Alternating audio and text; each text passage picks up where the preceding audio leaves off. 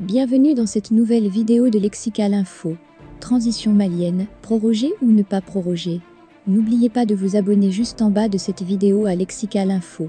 Et puis quelques semaines, la question de la prorogation de la transition enflamme la toile malienne. J'aurais souhaité par pudeur ne pas donner du grain à moudre à ce mauvais moulin. Mais impossible d'y échapper, surtout après le passage du Premier ministre, Choguel Kokala Maïga, CKM, devant le Conseil national de la transition, CNT, pour présenter le nouveau plan d'action du gouvernement, PA. Ce dernier s'articule autour de 4 axes contre 6 dans le précédent. Certains le jugent ambitieux, pour ne pas dire irréaliste, d'autres estiment qu'il est volontariste et populaire, puisque rejoignant les préoccupations des Maliens. Seul dénominateur commun des partisans et détracteurs du Premier ministre CKM, la durée de la transition ne suffit pas pour mettre en œuvre le PA. Comme au lendemain du coup de force militaire du 18 août 2020, qui a renversé IBK, les regards sont fixés sur le contenant et moins sur le contenu.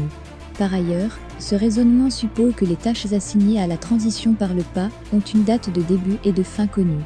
Or, en dehors de quelques-unes, dont l'organisation des élections, la plupart des actions s'apparentent à des courses de relais.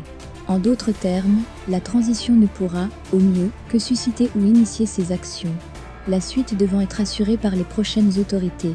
L'agitation autour d'une éventuelle prorogation de la durée de la transition nous empêche, donc, de mettre le curseur sur ce qui est important pour le pays.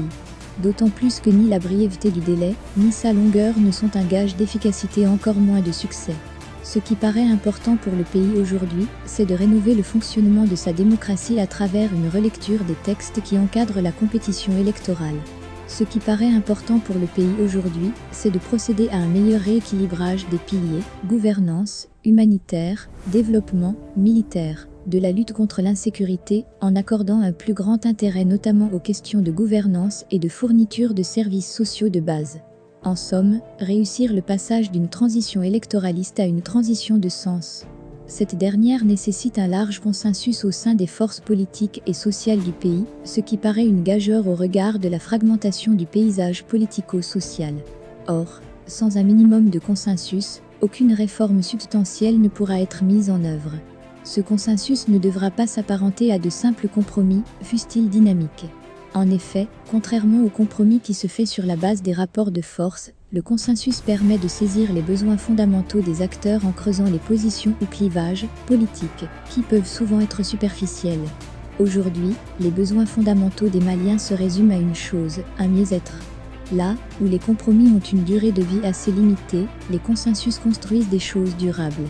Merci pour votre aimable attention et n'oubliez pas d'activer la cloche de notification pour recevoir les prochaines informations.